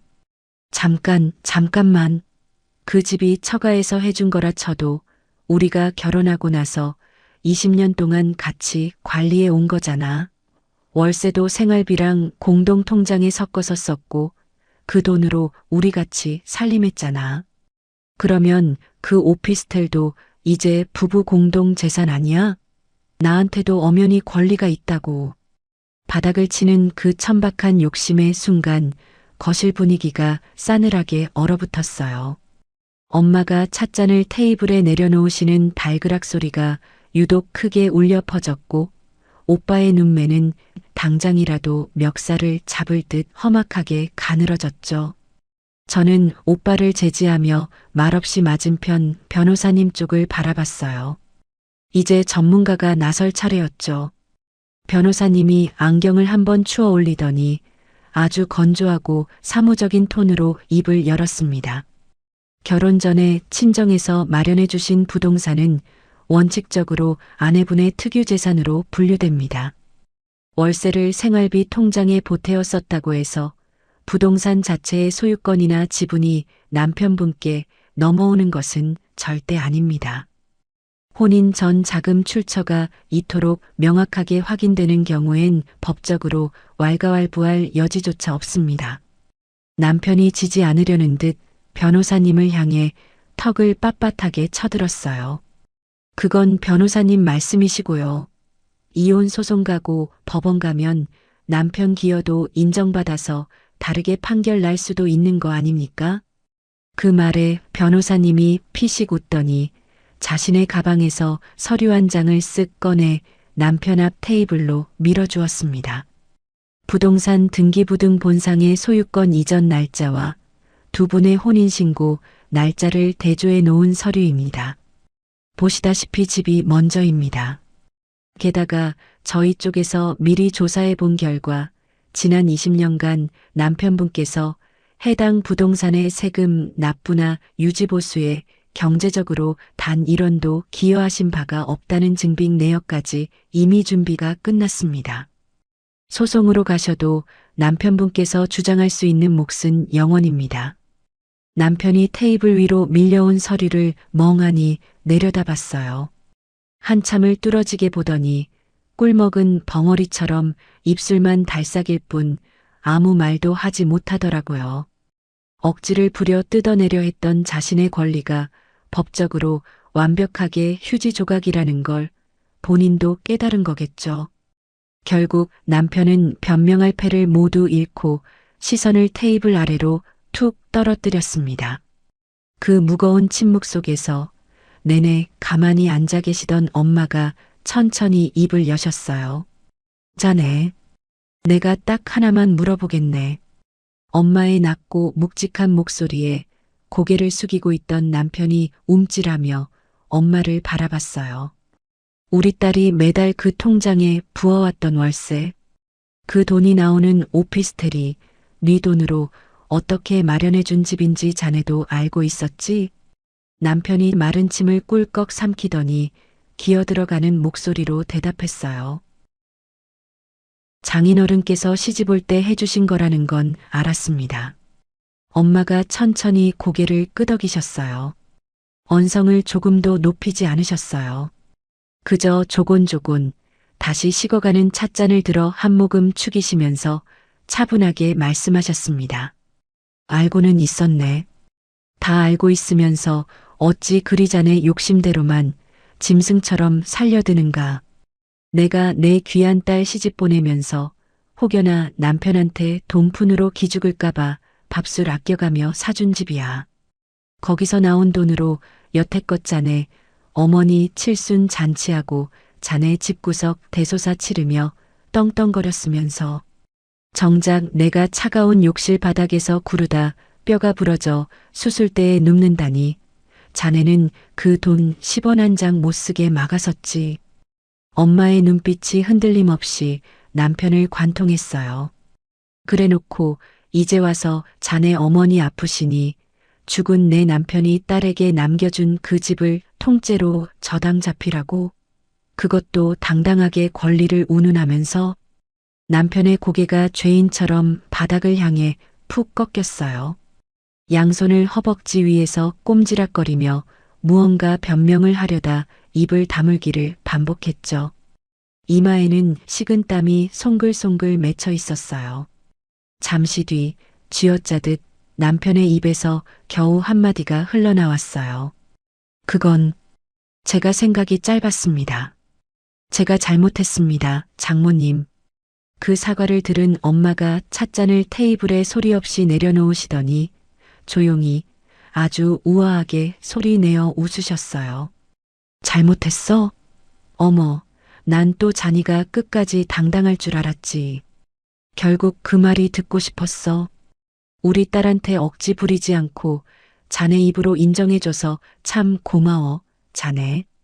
상대를 짓밟는 어떤 폭언보다도 더 서늘하고 품이 있는 그 한마디에 남편은 아예 숨소리조차 내지 못하고 얼어붙었습니다. 얼굴을 들 염치조차 잃어버린 그 찌질한 정수리를 내려다보며 저는 테이블 위로 흩어졌던 내역서와 녹음기가 담긴 핸드폰을 천천히 챙겨 제 가방 안에 집어넣었어요. 손끝 하나 떨리지 않았습니다. 오히려 20년 묵은 체증이 씻겨 내려간 듯 가슴속이 무서울 정도로 아주 맑고 차분해져 있었습니다. 거실엔 한동안 숨소리조차 들리지 않았어요. 남편은 푹 숙인 고개를 들지 못하고 테이블 위 어딘가만 뚫어져라 쳐다보고 있었어요. 아까보다 귀 뒤쪽부터 목덜미까지 붉게 달아오른 채로 차마 누구와도 눈을 마주치지 못하더라고요. 엄마는 식어가는 찻잔을 두 손으로 감싸 쥔 채 특유의 평온한 얼굴로 조용히 앉아 계셨어요. 오빠는 굳게 팔짱을 끼고 남편의 찌질한 정수리를 서늘하게 내려다보고 있었고요. 아무도 먼저 입을 떼지 않았지만 짓누르듯 무거운 그 침묵이 수백 마디의 욕설이나 질책보다 훨씬 더 날카롭게 남편의 숨통을 조이고 있었어요. 저는 테이블 위에 널브러져 있던 통장 내역서와 서류들을 아주 천천히 소리나지 않게 차곡차곡 정리했습니다. 그리고 제 가방에서 빳빳한 서류 봉투 하나를 마저 꺼냈어요. 오늘 오빠와 함께 온 변호사님이 미리 빈틈없이 준비해 주신 자료였죠. 혼인 중 특유재산 분리 청구와 앞으로 이어질 이혼 소송 절차에 관한 내용 증명이 담긴 서류였어요. 저는 그 서류 봉투를 테이블을 가로질러 남편 바로 코앞으로 조용히 밀어주었습니다. 남편의 시선이 제가 내민 서류 봉투에 꽂혔어요. 겉면에 적힌 법률사무소라는 글자를 확인한 남편의 눈동자가 불안하게 흔들렸죠. 이게 다 뭐야? 대출 못해줘. 제가 감정 하나 섞이지 않은 건조한 반말로 툭 내뱉자 남편이 그제야 고개를 번쩍 들어 저를 쳐다봤어요. 잔뜩 굳어버린 표정이었죠. 뭐라고? 귀먹었어? 그 오피스텔 4명이야. 거기서 나오는 월세도 지난 20년 동안 내가 안 먹고 안 입으며 꼬박꼬박 관리해 온 내 돈이고 2달 전에 우리 엄마 뼈가 부러졌을 땐 사위는 아들이 아니라 돈 못 내겠다고 철벽 치시던 분한테 내 아빠가 남겨준 피 같은 집 담보를 어떻게 내주겠어. 남편의 입술이 파르르 떨리며 달싹였어요. 상황이 자기가 통제할 수 없는 방향으로 흘러간다는 걸 짐작했는지 당황한 기색이 역력했죠. 잠깐, 당신 지금 화난 건 알겠는데 이게 무슨... 장모님 앞이라고 지금 막 나가자는. 여보, 당신이 늘 입버릇처럼 당당하게 말했잖아. 친정일은 친정 식구들끼리 알아서 해결하는 거라고. 처가 일에 사위 돈 들어가는 거 아니라고. 나도 이제 당신이 만든 그 훌륭한 기준, 당신네 집구석에 똑같이 적용하려고. 남편이 욱하는 마음에 자리에서 거칠게 일어서려다 흠칫 멈춰 섰어요. 맞은편에 앉아있던 오빠가 남편보다 반 박자 빠르게 아주 묵직하게 자리에서 일어섰거든요. 오빠는 남편을 내려다보며 짧고 차갑게 말했습니다. 매제. 변호사 선임은 하루라도 일찍 하는 게 좋을 거야. 나중에 불리해지고 나서 딴소리하며 후회하지 말고. 아, 소장 날아가는 주소는 본가로 하면 되지? 그게 끝이었어요. 오빠는 구질구질하게 욕을 하거나 언성을 높이지도 않고 변호사님께 가볍게 눈짓을 한 뒤 먼저 현관 쪽으로 몸을 돌렸어요. 남편은 넋이 나간 사람처럼 한동안 자리에서 일어나지 못했습니다. 테이블 위에 놓인 법률사무소 봉투를 내려다보다가 차갑게 식은 제 얼굴을 보다가 다시 종이를 보기를 반복했죠. 뭔가 더 항변할 말을 찾는 것 같았는데 이미 밑바닥까지 다 털린 마당에 그 입 밖으로 나올 수 있는 말은 아무것도 없었어요. 그때 내내 앉아 계시던 엄마가 소파 옆에 세워둔 목발을 짚고 천천히 몸을 일으키셨어요. 남편 쪽을 아주 찰나의 순간 일말의 미련도 없다는 듯 건조하게 한번 쓱 내려다보시더니 뒤도 돌아보지 않고 그냥 주방 쪽으로 걸어가시더라고요. 그건 너라는 인간한테는 이제 단 1분의 시간도 내어줄 가치가 없다는 완벽하고도 무서운 축출의 신호였어요. 저는 테이블 위 제 가방을 마저 챙겨들고 자리에서 일어났습니다. 나 오빠랑 엄마 모시고 점심 먹고 들어갈게. 제가 돌아서려 하자 남편이 다급하게 아주 볼품없이 갈라진 목소리로 저를 불렀어요. 나는 나보고 어쩌라고? 당신 어머니 살릴 돈은 당신이 장남인 형님이랑 알아서 잘 구해봐. 오늘 얘기는 여기서 깔끔하게 마무리하는 게 좋겠네. 저는 남편의 그 얼빠진 얼굴을 미련 없이 뒤로 하고 현관으로 걸어 나갔어요. 현관 밖 복도에는 오빠가 엄마가 나오시길 기다리며 부축해드리고 있었어요. 문을 닫고 나오는 제 얼굴을 살피더니 오빠가 낮고 짧게 물었어요. 괜찮아? 응. 빈말이 아니라 정말 진심이었어요. 20년 동안 제 어깨를 짓누르던 거대한 돌덩이를 방금 전 그 거실 바닥에 미련 없이 내동댕이 치고 나온 기분이었거든요. 이상할 정도로 마음이 아주 가볍고 홀가분했습니다. 우리 셋은 친정집에서 걸어서 5분 거리에 있는 허름하고 오래된 동네 칼국수집으로 갔어요. 화려하진 않아도 엄마가 예전부터 아주 좋아하시던 단골 식당이었죠. 구석 자리를 잡고 앉자마자 오빠가 메뉴판은 쳐다보지도 않고 아주 익숙하게 주문을 했어요. 이모, 여기 바지락 칼국수 셋이요. 면 푹 익혀주시고요. 저는 오빠의 그 태연한 목소리가 너무 웃겨서 풋 하고 웃음이 터졌어요. 불과 10분 전 거실에서 사위의 숨통을 얼음장처럼 조이던 그 무서운 사람들이 맞나 싶을 정도로 우리 가족의 일상은 너무나 평온하고 자연스러웠거든요. 김이 모락모락 나는 면이 나오기를 기다리며 식당 창밖을 내다봤어요. 유난히 햇살이 따뜻하고 맑은 주말 오후였어요. 제 가방 안에서는 아까부터 핸드폰이 신경질적으로 징징거리며 울려대고 있다는 걸 알고 있었지만 굳이 꺼내서 확인하지 않았습니다. 누구인지 안 봐도 뻔했으니까요. 잠시 후 큰 대접에 담긴 칼국수가 나왔고 엄마가 당신 몫의 면 그릇을 앞으로 당기시며 젓가락을 드셨어요. 아유, 우리 딸아. 내가 고관절 수술하고 2달을 병원 밥만 먹다 나와서 그런가 오늘따라 이 집 칼국수가 유난히 더 달고 맛있네. 엄마의 농담 섞인 한마디에 저도 참지 못하고 소리내어 크게 웃었습니다. 진짜로요. 눈물 찔끔 날 정도로 가식 없는 제 인생 20년 만에 속이 아주 뻥 뚫리도록 시원한 웃음이었어요. 엄마 맛집 맞네.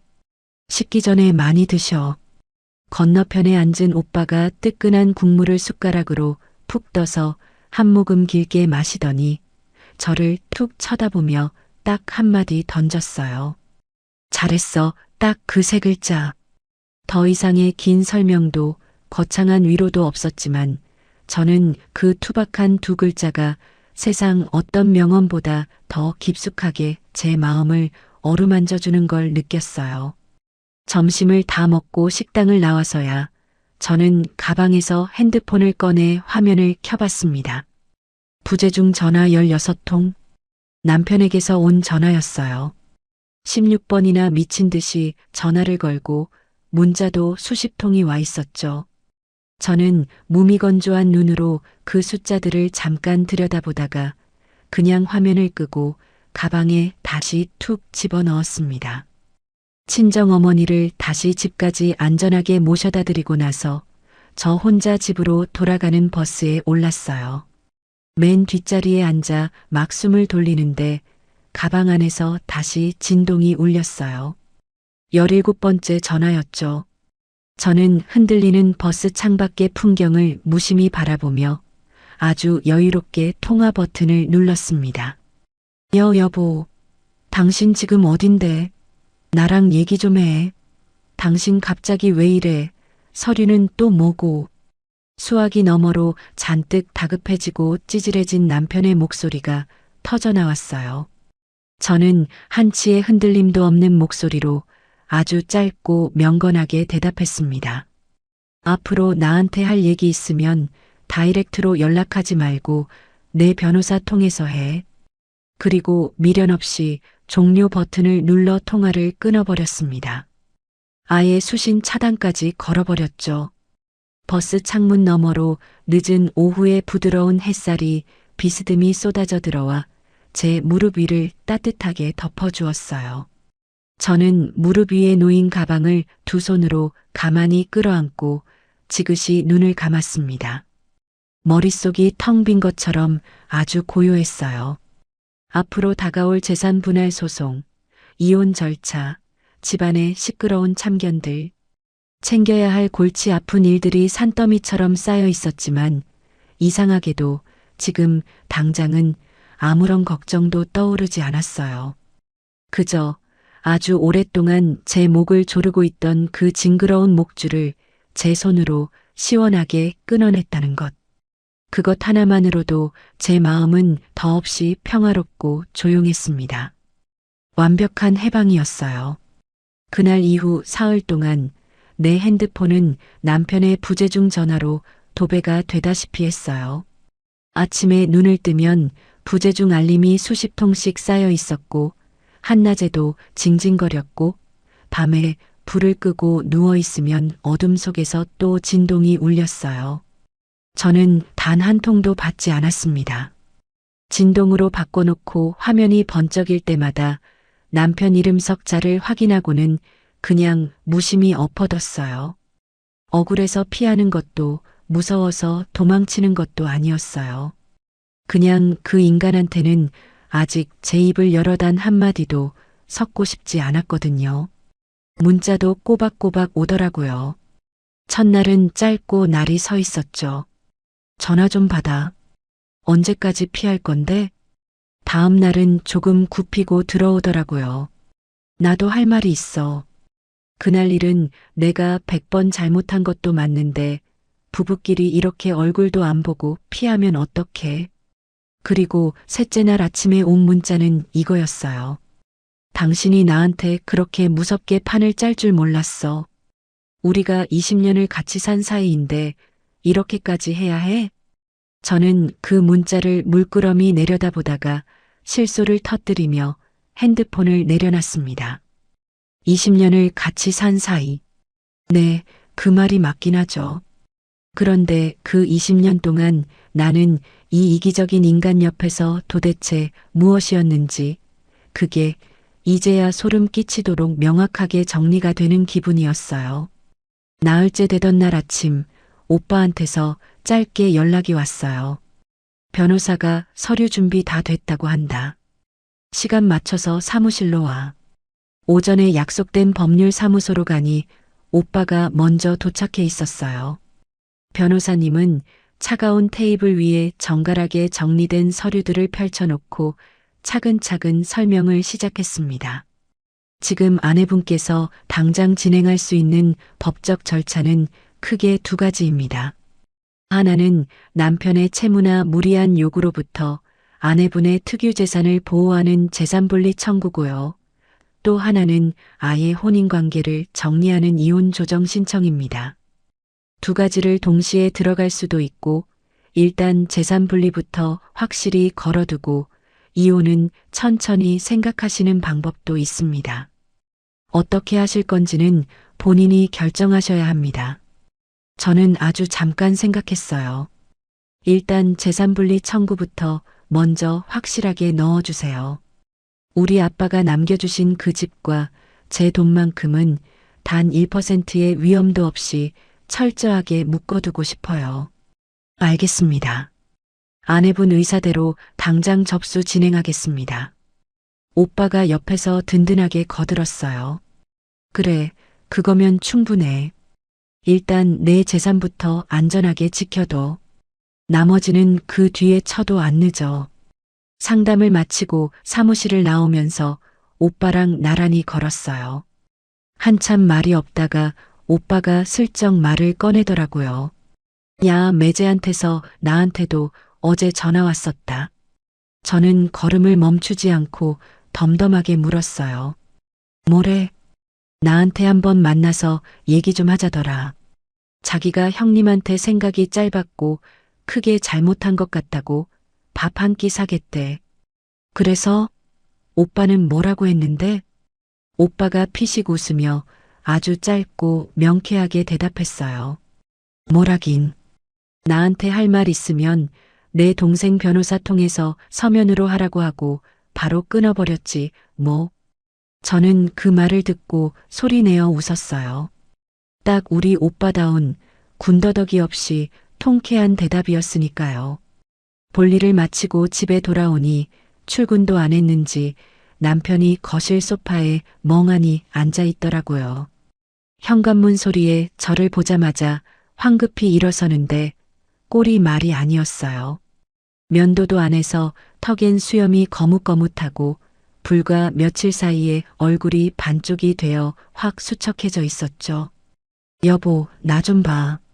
저는 대꾸 없이 거실 테이블에 가방을 툭 내려놓고 그 맞은편에 차분하게 앉았습니다. 할 말 있으면 해. 남편이 마른 입술을 한번 합더니 기어들어가는 목소리로 변명 같은 사과를 꺼냈어요. 내가 잘못했어. 처음에 당신이 처갓집 수술비로 공동통장 쓰자고 했을 때 막은 것도, 내가 장남이냐고 헛소리한 것도 다 내가 미쳤었어. 근데 당신 그게 이렇게까지 가혹하게 매장당할 일이야? 우리가 20년을 같이 살았는데. 저는 아무 말 없이 잠자코 그 입에서 나오는 소리를 들었어요. 남편이 조금 억울하다는 듯이 말을 이었어요. 우리 엄마가 당장 사경을 헤매고 상황이 급하니까 내가 앞뒤 안 재고 무리한 요구를 한 건 나도 알아. 인정해. 근데 당신이나 몰래 그렇게 뒤에서 다 녹음하고 통장 내역 캡처하고 처가 식구들 다 모아놓고 완벽하게 판을 짜서 나를 그 자리에 세울 줄은 진짜 상상도 못했어. 나는 솔직히 당신의 그 치밀함에 더 소름 돋고 상처받았어. 저는 가만히 남편의 눈을 바라봤어요. 그 말이 진심인 건 알겠더라고요. 20년 동안 지 맘대로 쥐고 흔들던 순종적인 마누라한테 일격을 당했으니 본인 딴에는 꽤나 억울하고 상처받은 것도 사실이겠죠. 그런데 신기하죠. 그 불쌍한 척하는 얼굴을 보고 있는데도 제 마음속에선 바늘구멍만 한 동정심도 어떤 감정의 요동도 일어나지 않았어요. 당신 상처받았어? 남편이 저를 봤어요. 나도 상처받았어. 제가 차갑게 쏘아붙였어요. 2달 전 우리 엄마가 차가운 욕실 바닥에서 혼자 구르시다 뼈가 부러져 119에 실려가셨던 그날, 내가 피가 마르는 심정으로 500만 원만 공동통장에서 빼자고 애원했을 때 당신이 소파에 누워서 나한테 뭐라고 했는지 기억해? TV 채널 한 번 안 돌리고 핸드폰에서 눈 한 번 안 떼고 툭 뱉었잖아. 내가 장모 아들도 아니고 장남인 형님이 알아서 하겠지라고. 남편의 시선이 바닥으로 뚝 떨어졌어요. 그건 내가 진짜 잘못. 알아. 잘못했다고 방금 말했잖아. 근데 당신 그 사과 토요일에 내 변호사가 우리 아빠가 준 그 집 당신은 손 못 댄다고 법적 근거 들이밀 때 그때서야 처음 한 거잖아. 그전에는 그 잘난 입으로 단 한 번도 미안하다고 안 했어. 남편이 숨소리조차 내지 못하고 굳어 있었어요. 우리 오빠가 그 1,000만 원 여기저기서 빚내서 혼자 다 냈어. 나한테는 당신 같은 인간한테 아쉬운 소리 하지 말라고 당부하면서 나는 그날 밤에 억장이 무너져서 단 1분도 잠을 못 잤는데 당신은 어떻게 다음날 아침에 눈 뜨자마자 계산기부터 두드리면서 당당하게 4명의 집 담보 얘기를 꺼내. 내가 20년 동안 피땀으로 부은 월세 통장은 당신 집안 잔치에 홀라당 다 써먹어 놓고 당신이 말하는 그놈의 20년같이 산 부부의 의리가 그런 거였어? 남편의 눈시울이 붉어지는 게 보였어요. 하지만 저는 그 모습을 보면서도 마음이 전혀 움직이지 않는 걸 느꼈어요. 독하게 마음을 먹어서가 아니었어요. 그냥 지난 20년 동안 이 사람에게 향해 있던 제 마음의 스위치가 완전히 영영 꺼져버린 것 같은 느낌이었거든요. 재산분리 청구, 오늘 변호사 통해서 법원에 접수하고 오는 길이야. 그 집이랑 내가 모은 통장은 내 명의로 완벽하게 정리할 거야. 더 이상 당신 입에서 구차한 변명 듣고 싶지 않으니까 이제 나한테 할 말 있으면 변호사 통해서 해. 남편이 절망적인 얼굴로 고개를 들어 저를 봤어요. 정말 이게 끝이야? 저는 잠깐 생각했어요. 할 말이 왜 없었겠어요. 20년 동안 쌓이고 맺힌 억울함이 어디 한두 가지겠어요. 당신 엄마 칠순엔 400만 원 호텔 뷔페 긁어대면서 우리 엄마한텐 과일 바구니 하나 사가는 것도 아까워했던 거, 툭하면 내 희생을 당연하게 여겼던 거. 근데 그걸 지금 이 밑바닥까지 드러난 인간한테 다 쏟아내봤자 내 입만 아프고 뭐가 달라지겠나 싶더라고요. 오늘은 이만할게. 피곤해. 저는 미련 없이 자리에서 일어났어요. 여보, 여보 하고 다급하게 부르는 남편의 쉰 목소리가 등 뒤로 들렸지만 단 한 번도 돌아보지 않았습니다. 안방으로 들어가서 방문을 차갑게 닫아버렸죠. 침대 가장자리에 앉아서 창밖을 봤어요. 어느새 가을 하늘이 붉게 어두워지고 있었어요. 핸드폰을 꺼내서 친정 엄마한테 문자를 보냈습니다. 엄마, 나 오늘 오빠랑 변호사 사무실 잘 다녀왔어. 서류 접수 다 했고 잘 해결됐어. 잠시 뒤 띠링 하고 답장이 왔어요. 그래, 우리 딸 큰일 하느라 수고 많았어. 밥은 먹었어? 저는 그 문자를 물끄러미 보면서 소리 없이 맑게 웃었습니다. 우리 엄마는 언제나 그랬어요. 하늘이 두 쪽 나고 딸내미 인생에 무슨 큰일이 닥쳐도 자식 입에 밥 들어갔는지가 제일 중요한 사람이었어요. 그 평범하고 투박한 한마디가 세상 어떤 거창한 위로의 말보다 더 따뜻하게 얼어붙은 제 마음을 덮어주더라고요. 응, 엄마. 나 아주 맛있게 잘 먹었어. 법적인 절차가 완벽하게 마무리되는 데는 생각보다 시간이 조금 더 걸렸어요. 서류가 법원과 변호사 사무실을 오가고 뻔뻔한 남편 쪽에서 말도 안 되는 이에 제기를 한 번 걸었다가 승산이 없으니 슬그머니 철회하고 그러는 사이 지루한 2달이 훌쩍 지나갔죠. 그동안 남편이랑은 한 지붕 아래 있었지만 우리는 마치 투명 인간을 대하듯 거의 말을 섞지 않았어요. 밥을 차려도 각자 따로 먹는 날이 부지기수였고 거실에서 어쩌다 마주쳐도 시선 한번 마주치지 않고 쌩하니 지나쳤어요. 그런데 신기하죠? 20년을 살 부대끼고 산 부부인데 그 지독한 정막이 조금도 불편하지 않았어요. 오히려 숨막히던 눈치 싸움이 사라지니까 집안이 고요해서 너무 편안하더라고요. 그리고 마침내 모든 정리가 다 끝난 날 변호사님한테서 문자가 한 통 왔어요. 재산분리 청구, 법원 결정 확정되었습니다. 아내분 명의의 부동산 등기 보호 조치도 모두 깔끔하게 완료되었습니다. 고생하셨습니다. 저는 싱크대 앞에 서서 그 문자를 읽고 한동안 핸드폰을 꽉 쥔 채 가만히 서 있었어요. 펄쩍 뛸 만큼 기쁘다거나 10년 묵은 체증이 내려가듯 후련하다거나 하는 드라마틱한 감정은 없었어요. 그냥 드디어 끝났구나. 내 것을 지켜냈구나 하는 아주 담담하고 차분한 느낌이었죠. 저는 물기를 닦고 오빠한테 문자를 보냈어요. 오빠, 방금 변호사님한테 연락 왔어. 다 잘 됐대. 끝났어. 답장은 1분도 안 돼서 금방 오더라고요. 잘 됐다.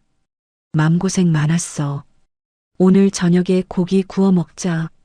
내가 쏜다. 그게 다였어요. 수고했다. 밥 먹자. 우리 오빠는 언제나 그랬어요. 요란한 빈 수레처럼 앞장서서 생색내는 법 없이 묵묵하게 뒤에서 큰 산처럼 버텨주는 사람. 그 무렵부터 저는 매일 오전에 출근 도장 찍듯 친정엄마 댁에 들르기 시작했어요. 엄마의 재활치료가 꽤 진행된 상태였는데 의사 선생님이 이제 실내를 벗어나 슬슬 바깥 평지 걷기 운동을 시작해도 좋다고 하셨거든요. 처음에는 겁이 나시는지 목발을 짚고 현관 앞 복도까지만 나오셨어요. 그것도 발을 떼실 때마다 아주 조심조심이었죠. 엄마, 오늘은 무리하지 말고 딱 저기 단지 앞 은행나무까지만 걸어갔다 올까? 아유, 저기가 어딘데. 나한테는 만리길이야. 가다가 주저앉으면 어떡해. 내가 옆에서 이렇게 팔짱 끼고 꽉 잡고 있는데 뭘 주저앉아. 천천히 달팽이처럼 가면 되지. 자, 하나 둘 하나 둘. 제가 억지로 팔을 끌어당기니 엄마가 못 이기는 척 목발을 짚고 한 걸음씩 따라오셨어요. 은행나무까지 갔다가 다시 집으로 돌아오는데 꼬박 10분이 넘게 걸렸죠. 이마에 땀이 송글송글 맺혀서 집에 들어오시며 엄마가 숨을 고르셨어요. 어휴, 그래도 바깥바람 쐬면서 다리를 움직이니까 죽어있던 다리가 다시 살아서 돌아오는 것 같네. 거봐, 내 말이 맞지? 엄마 걸음걸이가 어제보다 오늘 훨씬 더 힘이 붙어 보여. 너는 맨날 내 다리만 보면 다 나아 보인다고 바람을 넣더라. 바람이 아니라 진짜로 좋아 보이는 걸 어떡해. 우리 엄마 며칠 있으면 나보다 더 빨리 걷겠네. 제 너스레에 엄마가 어이없다는 듯 피식 웃으셨어요. 저도 따라 소리내어 웃었습니다. 그 웃음은 억지로 꾸며낸 게 아니었어요. 진짜로 행복하고 좋았거든요. 시댁 눈치 보고 돈 계산하며 억눌려 있던 20년의 세월이 무색하게 그저 우리 엄마랑 손잡고 걷는 이 평범한 시간이, 이 맑은 공기가 너무 좋았어요. 매일 조금씩 엄마의 걷는 거리가 늘어났어요. 나무까지 가던 걸음이 골목 끝까지로, 골목 끝에서 마침내 동네 공원 입구까지로요. 공원 입구에 처음 도착한 날 엄마가 숨을 몰아쉬며 벤치에 털썩 앉으시더니 땀을 닦으며 말씀하셨어요. 내가 이 두 다리로 공원 벤치에 다시 앉아볼 줄은 꿈에도 몰랐네. 올 수 있잖아, 엄마. 거봐, 하면 된다니까. 다 우리 딸 덕분이지 뭐. 네가 매일 귀찮은 내색 하나 없이 이렇게 끌고 나와주니까 걷지. 아니야. 엄마가 아파도 이 악물고 잘 버텨주신 거지. 엄마가 시원한 가을바람이 부는 공원을 한참 둘러보시다가 저를 지그시 보며 조용히 말씀하셨어요. 우리 딸 너 요즘 얼굴이 참 많이 폈다. 저는 쑥스러워서 잠깐 벤치 앞 흙바닥을 발끝으로 툭툭 치며 내려다봤어요. 그래, 살이 좀 붙어서 그런가. 아니, 그런 게 아니고. 예전에는 내 얼굴 보면 뭔가 벼랑 끝에서 밧줄 하나를 꽉 쥐고 버티는 사람 같았어. 금방이라도 끊어질 것 같은 걸 억지로 쥐고 사는 사람. 근데 요즘은 그 도끼가 싹 빠진 것 같아. 아주 편안해 보여. 그 담담한 말을 듣는데 이상하게 코끝이 시큰해지면서 찡해지더라고요. 꽉 쥐고 버텼다는 말이 너무 제 마음을 정확히 찌른 말이었거든요. 저도 미처 몰랐는데 저 혼자 그 껍데기뿐인 가족이라는 울타리를 지켜보겠다고 참 오래도 악을 쓰고 버텼나 봐요. 다 엄마 덕분이야. 내가 뭘 어쨌다고 내 덕이야. 엄마가 시집 올 때 아빠랑 같이 마련해 주신 그 집. 그게 있어서 내가 여기까지 버티고 올 수 있었던 거야. 제 말에 엄마는 더 이상 아무 말씀도 안 하셨어요. 그냥 거칠어진 제 손을 두 손으로 덥석 잡고 한 번 꽉 쥐셨다가 놓아주셨죠. 100마디 말보다 훨씬 더 깊은 위로였어요. 우리는 더 이상 말이 필요 없었습니다. 남편과 시댁 쪽 이야기는 그로부터 며칠 뒤 오빠를 통해 건너들었어요. 시어머니 재활 병원비와 24시간 간병인 비용이 눈덩이처럼 불어나자 남편이 감당하다 못해 결국 자기 여동생, 그러니까 제 시누이한테 연락을 했다고 하더라고요. 야, 매제 결국지 동생이랑 돈 문제로 머리채 잡고 싸웠단다. 시누이랑? 왜? 병원비 분담 좀 하자고 사정사정했나 본데 시누이가 처음엔 알았다고 오빠 편을 들더니 막상 한 달에 몇백씩 깨지는 실제 금액 영수증을 들이미니까 태도가 싹 바뀌었대. 오빠가 혀를 끌짓 차며 말을 이었어요. 자기도 애들 커서 학원비에 돈 들어갈 때 천지라고 오빠가 유산 받을 장남이니까 당연히 오빠가 다 책임져야 하는 거 아니냐면서 발을 싹 빼버렸다더라. 둘이 전화통 붙잡고 쌍욕하면서 왼수지간 다 됐어. 시누이가 누굽니까? 둘째 낳았을 때 제 월세 들어간 통장에서 산후조리원 특실 비용 뽑아주고 돌잔치 때 축의금으로 100만 원씩 보내주던 사람이잖아요. 돈 앞에서는 핏줄이고 나발이고 그 잘난 가족애가 산산조각이 나는 꼴이 참 우스웠어요. 오빠가 맥주를 한 모금 들이켜며 씁쓸하게 말했어요. 가족끼리 무조건 서로 도와야 한다고 좋은데 팍팍 쓰자고 떠들던 그 말이 부메랑이 돼서 정확히 자기들 뒤통수에 꽂히네. 저는 오빠의 그 말에 굳이 맞장구를 치거나 뭔가를 더 보태고 싶지 않았어요. 그냥 그렇구나 하고 넘겼어요. 저 시댁 식구들이 돈 때문에 지지고 볶고 싸운다고 해서 통쾌하다거나 꼬시다는 마음조차 솔직히 별로 안 들더라고요. 그냥 내 몫을 챙기지 않고 남의 희생만 강요한 이기적인 선택에는 그의 마땅한 결과가 따른다는 것. 딱 그뿐이었어요. 남의 집안일이었으니까요. 그 오피스텔 건물 앞에 직접 서본 건 서류 정리가 완벽하게 다 끝나고 한참 뒤였어요. 우리 아빠가 평생 입을 거 안 입고 우리 엄마가 시장에서 콩나물값 깎아가며 마련해준 집. 제 명의로 등기부등본에 이름이 박힌 지는 20년이 넘었지만 신기하게도 그날 처음으로 이 집이 진짜로 온전한 내 것이구나 하는 실감이 나더라고요. 건물은 지어진 지 오래되어 외관이 제법 낡아 있었지만 1층 현관문 너머로 쏟아지는 가을 햇살을 받고 서 있는 모습이 참 단단하고 포근해 보였어요. 저는 그 건물 앞에 잠깐 서서 한참을 올려다보며 생각했습니다. 가족이라는 두 글자가 세상에서 제일 따뜻하면서도 참 무섭고 폭력적으로 쓰일 수 있는 말이더라고요. 그 말을 가장 무겁고 신중하게 써야 할 사람은 자기 필요할 때만 가족 타령을 하며 가장 가볍게 썼고 그 혜택을 가장 당연하게 누렸어야 할 진짜 내 사람들은 아무 말 없이 끝까지 내 뒤를 지켜줬어요. 저는 이제 뼈저리게 그걸 알아요. 어떤 분들은 제 이야기를 들으면서 바보같이 왜 20년 동안이나 참고 살았냐, 진작에 엎어버리지 하고 답답해 하실 수도 있어요. 저도 가끔 그런 제 자신이 원망스러웠으니까요. 근데 있잖아요. 사람이라는 게 상대방이 도저히 용서할 수 없는 선을 명확하게 넘어야 비로소 그 선이 눈에 보이더라고요. 그 선을 넘기 전까지는 지금 내가 그냥 착해서 참는 건지 언젠가 변할 줄 알고 미련하게 기다리는 건지 아니면 갈 데가 없어서 버티는 건지 자기 자신도 잘 모르는 거예요. 그래도 다행인 건 아직 늦지 않았다는 거예요. 저한테도 우리 진짜 가족한테도요.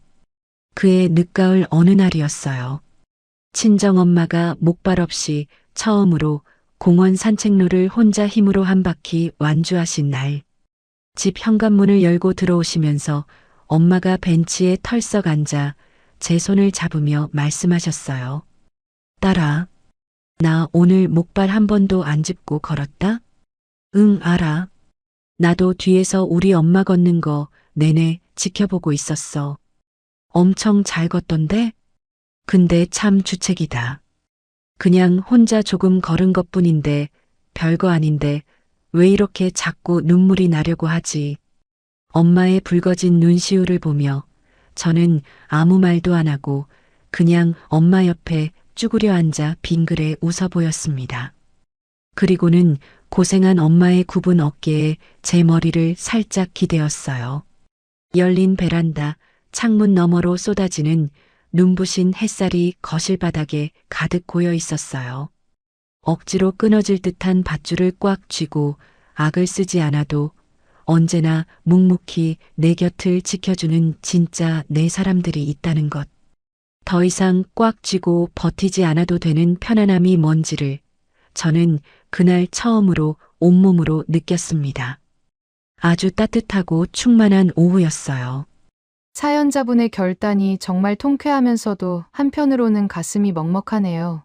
피가 섞였다고 부부라고 무조건 다 가족은 아니라는 걸 다시 한번 생각해보게 됩니다. 억지로 쥐고 있던 썩은 밧줄을 놓아야 비로소 진짜 내 삶이 시작되는 것 같습니다. 사연자분과 진짜 가족분들의 따뜻한 앞날을 진심으로 응원합니다. 이야기를 끝까지 들어주신 분이 계시다면 구독과 잘 들었다고 댓글 하나만 남겨주세요. 새로운 이야기가 나오면 제일 먼저 전해드리겠습니다. 감사합니다.